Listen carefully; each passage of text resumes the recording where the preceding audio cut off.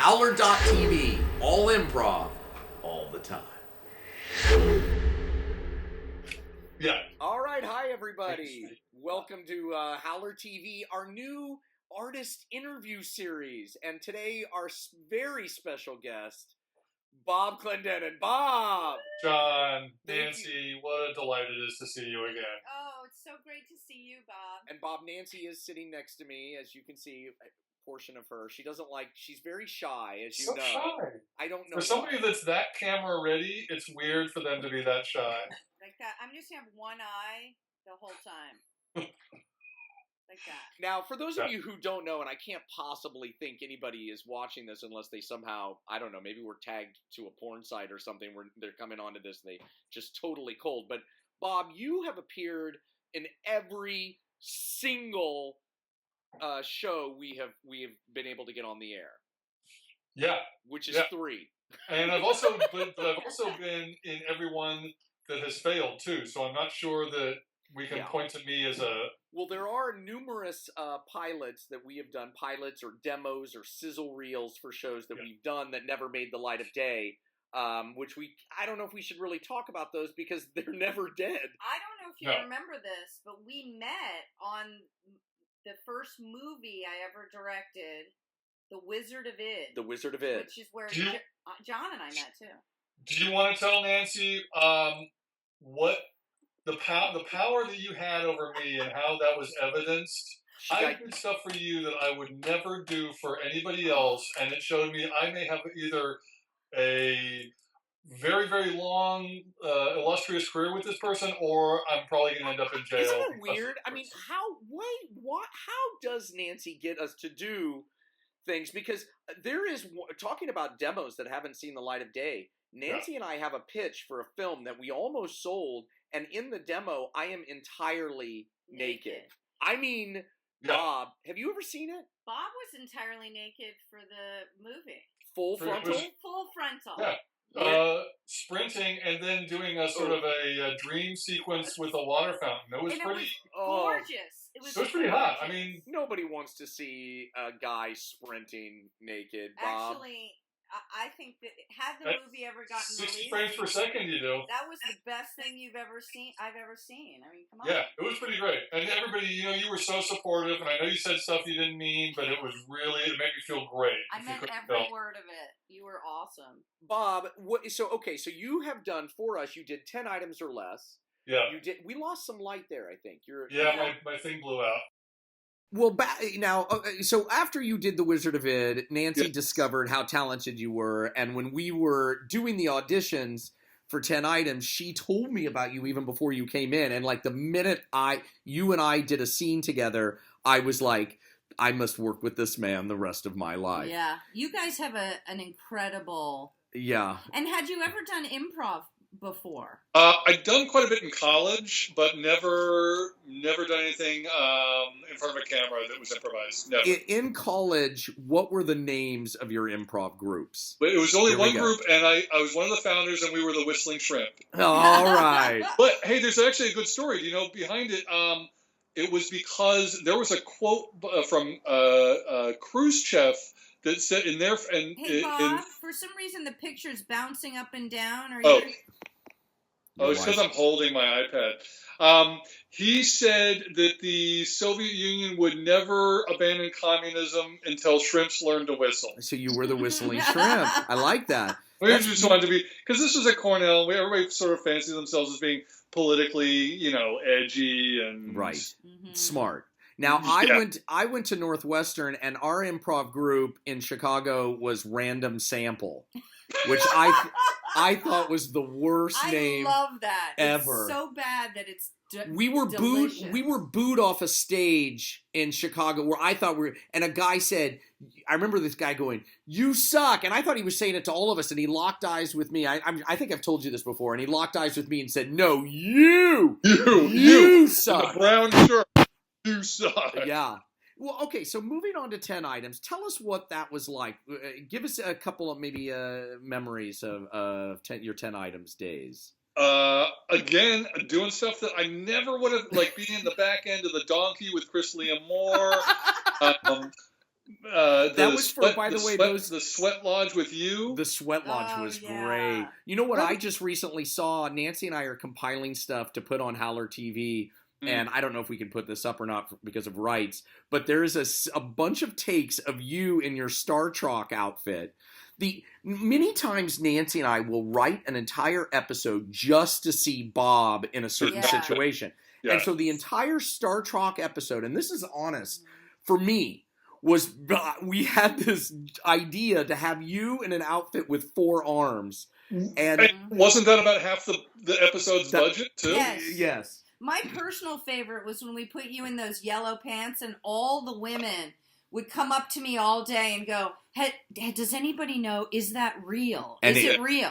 And I would... If I can fill in the gaps here, we were doing it was like a 70s, you were dressed up as a 70s guy. Yeah. Well, were we going undercover? Yes. Yes. Anyway, you were undercover dressed as a 70s guy with super tight canary yellow bell-bottom polyester pants. Yeah. And they were very tight in the crotch. Yeah. And Bob brought it. Huge. Well, the whole, when you walked on the set, I'm sorry to interrupt, but when you walked on the set, the entire crew went silent. Every woman came up to me, and I was like, I'm going to find out.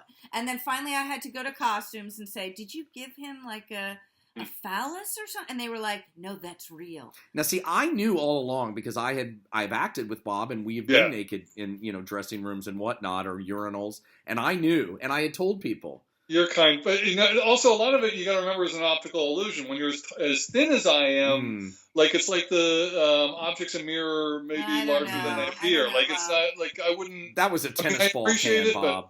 That was a full-on tennis ball can in your pants. You're sweet. Both of you guys make me feel so great. I want to work with you. Well, anything else? Okay, so you worked a lot with Roberta Valderrama. Oh, how great is that? And beautiful. Episode of season 3, you let me make out a little. How was that?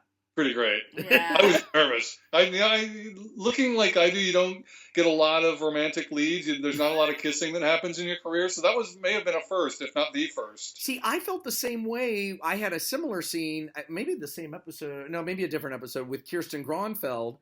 We had to make out in bed, and it was not pleasant. I was nervous.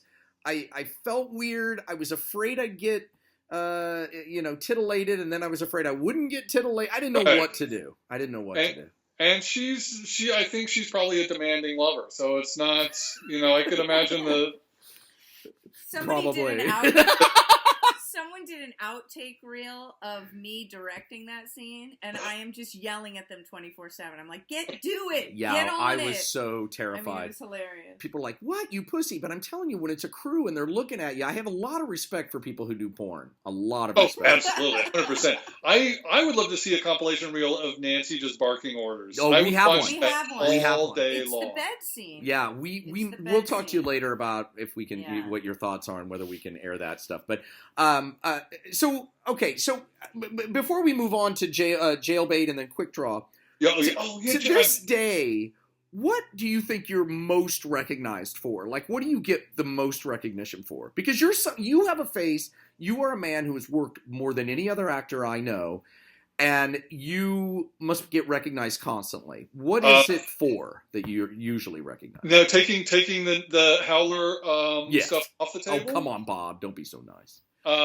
Probably Scrubs. Really? Only because that's so heavily circulating. The people that watch it intently. Yes. Yeah. And so that 70s show I get a lot because, again, it's in heavy syndication. Right. Now, Scrubs was shot. I did an episode of Scrubs, or no, I did a pilot that was done by the creators of Scrubs, and we shot in that hospital. Did you guys shoot in that? Yep. It was an abandoned hospital in the valley. In North Hollywood. That was the creepiest place I've ever been.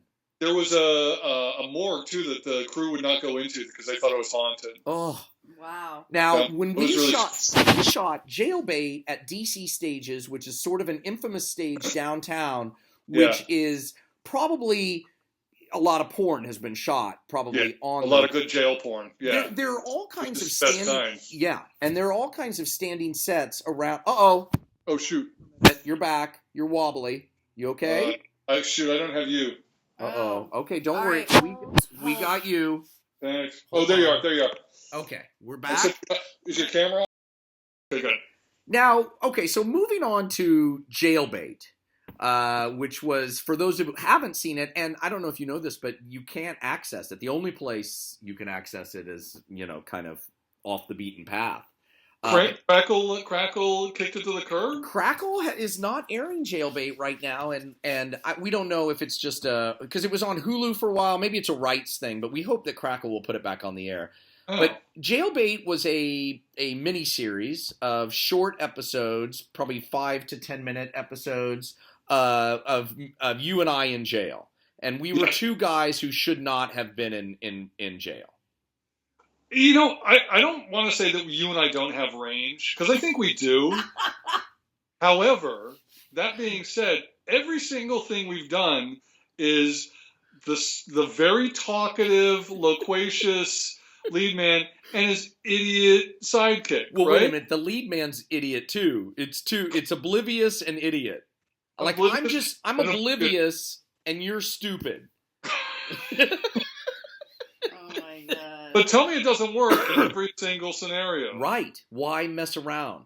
It's dynamite. It's not broke. Now, in Jailbait, what a lot of people don't know is that a lot of the extras and even some of the talking roles were played by actual ex-cons. Real criminals and real scary people, yes. And do you have any memories from any offset discussions with anybody, or? I remember feeling a little nervous when we first started doing that group scene in the weightlifting yard. Oh yeah, and it got kind of homoerotic. And yes. and I couldn't tell whether we were just going to get jumped then and there or not. Yes, it could have gone either way. You're right. think they came around. And they thought, these clowns are sort of funny, and we just don't have to. That was the best part for me. I mean, I was very sick during that. Like, I remember at one point, I had a horrible fever, and at one point, I was like in my underwear in a corner of the studio somewhere. Just somehow, I just walked over there. Yeah. No, you're like a trooper. You'd have like walking pneumonia. It was terrible. But I do remember at the end that we all kind of got along and came together. It was great, and a lot of these guys had never been allowed to be funny.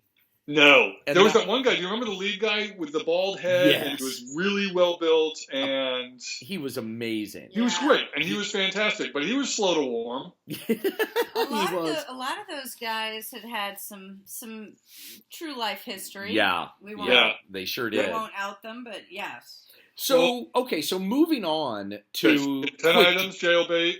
Quick draw. Yeah. All right. Now, of all the roles you've played, I think Vernon Shank was probably my favorite, just because you really got to see how dark his life was, or you got a sense that his life was extremely dark, that he did horrible things with bodies and collected dolls. And was it for me, that was, again, we sort of wrote the entire show around the part of you playing an Undertaker. Vernon, I can't tell you and I are on the same page. I thought that was the most fun role ever, and it got and because it was never mapped out from the beginning, there were little streets that we went down during the course of the 2 seasons that suddenly opened these fantastic rooms, and I loved the Hoyle relationship. Like, I had such contempt for you, and then also when we were camping, we were closer than close. I mean, like. It was so many layers. It really was. And then we learned towards the end that you had some real skills. You took down a bear. Right. I took down a bear. I had those munitions skills from being, what do you call them, a scout, a jury. You were Nancy had done the research. Yeah. No, it was John McCrae. Spunky sent us that, I think. It was a something is that right? scout. Now, talking about the improv, what can you give people? People don't believe that everything you're saying is improvised. Can you give us a sense of what it's like to do that style on the set? Well, I always sort of there's a slight correction in that it's improvised the first time. Right. Mm-hmm. But we go, because we're going to take 3 or 4 or sometimes 10 passes at a scene, and we know that a couple lines were real gold, and you want to sort of revisit them. And I think it's a matter of improvisation, just letting you get rid of the chaff and concentrate on the wheat. You But know? you'll often give completely new lines every single take. Yeah, I mean, I would definitely challenge that because I think while the improv pulls together the first time pulls together what the scene is, the structure is. Right. Some people will say the same lines no matter what every take. But some people will do different lines every single take. And you're one of those guys, Bob. Like, when we're editing the thing, whenever we're looking for a blow to a scene, we're just like, go to Bob's camera. Go to Bob's camera. Because the blow. Yeah. You always come up with these incredible lines. What do you attribute that to? But you know what? But John, that's very good. That's a great compliment. But I can't do what you do. Like, I can only do the one line at a time, and then I'm thinking very carefully about what it's going to be the next time. You're the one that goes on nonstop and doesn't let up for air. So that's a skill I clearly don't have. I dribble out a lot of mediocre filler. And then you can come in and punch it with a funny line at the end. True. No. We both have different styles, but they work so great together. That's why I think we're good partners. That's right. Now, so that's Quick Draw. Now, what have you been? You work constantly. I see you on everything. Can you tell us what you've done recently? Well, Quick Draw, as you know, opens so many doors. Yes. Because. Yeah, didn't you do a Western with Clint Eastwood after Quick Draw? You did. That ended up falling through. What I am doing, though, are you familiar with Build-A-Bear? Do you know Build-A-Bear? No. I have a franchise opening in 3 weeks. And I also am I want a piece of that, Bob. I'm doing a puppet thing called The Donkey Show. No, come on. Response. Bob, you don't want to do that. Is that in Tijuana? No, it's in my garage. It's like a family-friendly kids show. Why? Oh, people keep writing me saying, I can't wait to see The Donkey Show. I'll be there with... It's a different type of donkey show that I've seen. Oh, should I pick a different name? No, I think that one will have... That has the best branding. People will recognize it, Okay. But seriously, give us some stuff. I went to Portland for a while, and I did a couple episodes of Grimm where I morph into a slug. Yeah. People on that, because as you know, the Quick Draw fans or the Howler fans are very loyal, and they have been all over the place. They love what you've done with Grimm. On Grimm. Oh, that's so nice of them. Yes.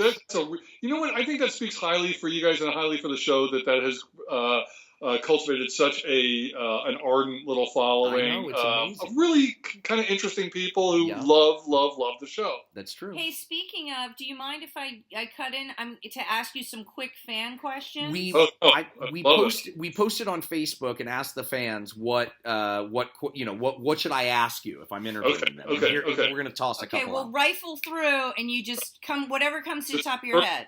First thing that comes to mind. Okay. Do you still own the orange vest from 10 Items or Less? No. I wish I did because I could have used it in a couple scenes that we were doing around here at home, but no, I do not have it. Have you seen Superstore? The new NBC No, but it's show? DVR'd for this week, and I hear that it's will be very close to home. Yes. Can you demonstrate a quick dancing skill from your Pop and Lock It 10 Items? I wish I could, but you have to understand. I'm holding my iPad. Yeah, okay. Don't do it. What's with your soul-stealing doll collection? What's with it? Yeah, how'd you think of it? Where'd that come from? Is it that much of a stretch, really? Is it that far out of... That was fantastic, so. And the fans are always posting weird dolls on the site and everything. It's amazing. They love those dolls. Oh, yeah. Back to the popping scene, the dancing scene on 10 Items. That gets passed around a lot. Yes. I see that scene. You and I both nearly had heart attacks that day. We were way too old to be put in that. Someone wants to know who position. choreographed it. And Nancy wouldn't let up. No, she made us keep going and going. And we've acted enough to know, okay, this is going to be 20 seconds top. And Nancy must have made us go for like 45 minutes. I couldn't take it. I couldn't stop laughing. I mean, honestly could not stop laughing. We were both, at one point we were both lying on the supermarket floor with our legs elevated so we were getting enough blood back to our... What do you think was the success of that show of 10 Items? Because it really has such a following. Why? Why was that show so... I think the format was really interesting to people that they had not seen much in that way, and I think the characters were really, really likable. Like, I think if you look right across the board, everybody was peculiar and odd and quirky, but there wasn't a lot of, the stereotypical, just, gorgeous. Like, they were really identifiable and real people, and I think audiences kind of dug that. I think also whenever we got your shirt off, like for the Manuelita tattoo, that was huge. That was huge. Numbers. Yeah. I know that TBS holds the rating stuff pretty close to their chest, but there must have been a spike, like in the Yeah. There were. Trust me. Did you ever do focus groups for any of the shows? Oh, yeah. Oh, it's a nightmare. We did. Nancy and I witnessed for those of you who are watching, a focus group is a group of people that watch the show. And while they're watching the show, they dial up and down how much they like it. And then afterwards, they all talk about it. Mm-hmm. And Sony had Nancy and I go to that test. And it was the worst experience. To this day, it just makes me pee a little in my pants. Did you actually were you watching yourself on screen and then see the meter just go like... Yeah. Oh, yeah. And they had, what they have is a red button in the center, which means I would change the channel. And when they push the red button, their little dot that represents them, which represents like 100,000 people, would just drop to the bottom. So we just lost another 100,000. Yes. And it never came back. So they would be once they hit the red button, they're out. If they hit the red button, they're done. And then excruciating. Excruciating. Before the test, I noticed that a woman was sleeping in the room, and they were about to play the pilot. And I was like, I grabbed the test person, Nancy. We were like, "There's a woman sleeping in the room," and she was clearly a drug addict off the street. She wasn't quietly sleeping. Yeah, she was out. She was passed out. And they already hit start on the pilot. So during the first scene of the pilot, there are two people coming in and extracting this woman who's passed out. So all the other people are, of course, watching that. They're not watching the thing. No, so the dials were all... And we remember Sony saying, don't worry, we'll take this into consideration. And one of our first notes after the test was, it didn't open very well. It opened kind of soft. They said, cut the first 2 minutes. And we were like, but... There was a crack addict passed out in the test. ODing in our front row. Yeah. I know. I think people at home, they see the glossy version of television, and what they don't realize is that it's really just kind of scotch taped together. Oh, it's the worst kind of sausage being made factory that you could ever imagine. But I do think that's changed. I mean, Quick Draw was so different in the sense of, like, with these internet companies, a lot of the way they pulled people in was to say, do whatever you want. Yeah. And that's how they got good peeps. Yeah. Now they're swinging for the fences with big high. It's almost like the streamers have turned into the networks. The movies and the cable, basic cable seems to be the place that's taking the most risks now, which is kind of odd. And what you managed to do with that show, you never shared the numbers with me, but I know it was a fairly limited budget. Oh God, we were getting extraordinary. Was it? It was like. Oh, I guess we can't say. Well, on IMDb it says that our per episode budget was $250,000. That's not right. No. I mean, we can't say what the numbers were. Oh, you mean the number of people watching? Yeah. Oh, yeah. Yes. Oh, you don't know but do you know that? Yeah, we'll tell you after. Yeah. But they were good. Look, there have been credible reports that we were getting over 1 million hits an episode. That's I've seen that on. That's remarkable. Yeah. So the show that's that week. That's not even the following weeks. We know for a fact that Hulu was not Quick Draw was not canceled because of viewers. I get recognized from Quick Draw more than I ever would have expected. Me too, and it's people come up and they are rabid about it. I know it's so bizarre. That show. Why do you think that is? I think it's because there's nothing like it. Yeah. Well, as you know, we've announced recently that Quick Draw will return. We know that for a fact. Okay. Not on Hulu. Right. And it'll probably be in a different sort of format, which we'll tell you about later. We can't talk about it yet. Why, Nancy? Because of our lawyers. Right. But anyway, Bob, I love you. Thank you. I love you too, Bob. You are the best. So, will you put me to work soon? Yeah, oh yeah. Yes. We'll talk to you later. We should talk. We haven't talked in a while, so we haven't talked. We'll get together, and I'd love to do it in person. All right. Okay. Love you, and thank you for doing this. You guys are the best. Bob Clendenin, everybody. to go to the Bob, website now. is there any place we should send people? A Facebook page or anywhere we should send fans? Sure, I have a fan page, a Bob Clendenin fan page on Facebook, and I on Twitter at Bob Clendenin. And he's active. You really respond and stuff. So I do. I really like to pay attention. I'm not getting a lot of attention here at home. So take care. Bye, all right, love you Bob, guys. love you. Bye, Bob. Love Bye-bye. you. We are here to take over the world.